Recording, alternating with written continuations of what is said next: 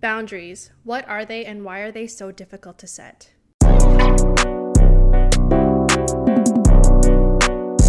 Boundaries are the limits and rules that we set in relationships. They are the preferences and behavior that we are or not okay with. They're so difficult to set because in order for us to maintain and create these boundaries, we have to be honest and we have to speak up for ourselves. Often we do not want to cause conflict. We don't want to hurt another person's feelings, and we want to be accepted and loved by the people that we find important in our lives. But the truth is if these people also love and respect us, then they will respect our boundaries. First things first. Step one is creating our boundaries. You have to figure them out for yourself. And it may be different for different relationships. For instance, you may have an emotional boundary, which means, like myself, you do not tolerate any kind of name calling, insults, yelling, or screaming in any kind of conversation or discussion. Another one could be financial boundaries. If you feel uncomfortable lending someone money just because it'll impact your financial stability, you want to set that boundary. Or you just feel uncomfortable in general. Sometimes you don't even need a reason. If you just don't want to, you don't have to. Your physical and personal boundaries is how comfortable you are with people being in your personal space.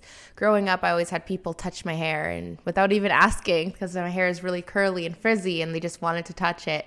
And sometimes you have to say, hey, like, I understand your intention, but I'm not cool with you touching me or being so close to me, or whatever the boundary is. Time boundaries, people feeling entitled to your time.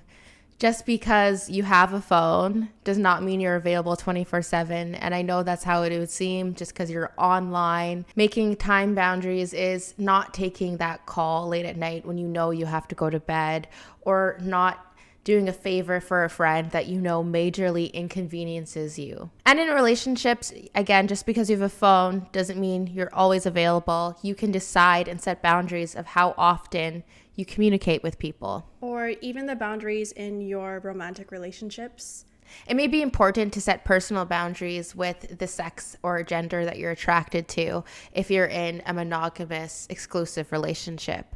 For example, I'm attracted to men, and if I was dating a guy and he had many female friends, I wouldn't personally feel comfortable with him hanging out late at night one-on-one with any of those female friends.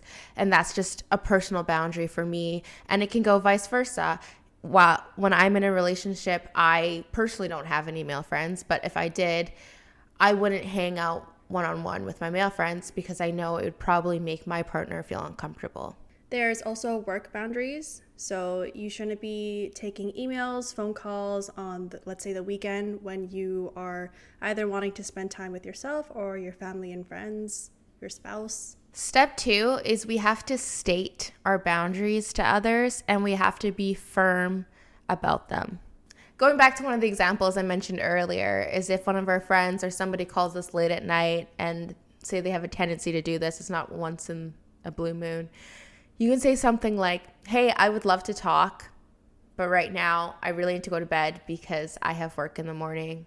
If you're having a discussion and they're trying to start an argument or insult you or start raising their voice, you can say, I need us to communicate calmly and respectfully, or else I will have to leave until we are both calm and can have a meaningful conversation.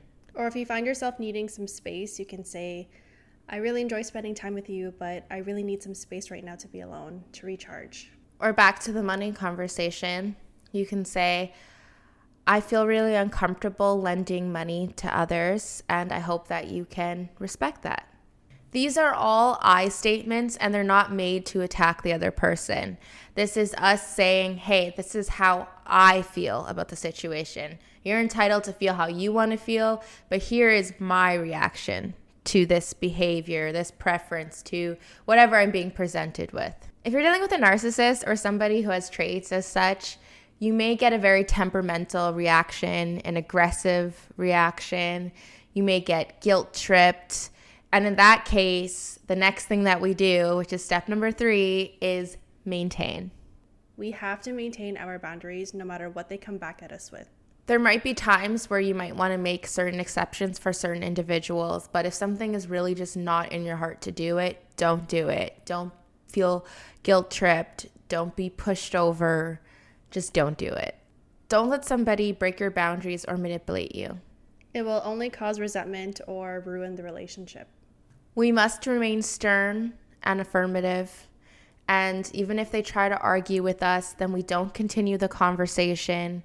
If somebody doesn't understand or respect your boundaries, you may have to cut them out of your life. And we understand that that's not an easy thing to do, especially if they are family or someone you see often. And sometimes you may just have to love them at a distance, but it is really important to take care of ourselves, take care of our emotional well-being. Boundaries are important for your self-respect and your self-care. Being a pushover gets you nowhere, and it's time to be in charge of your life. Create, state, and maintain. Thanks for watching. We hope that you found this video valuable and encouraging. And we'll see you in the next one. Bye.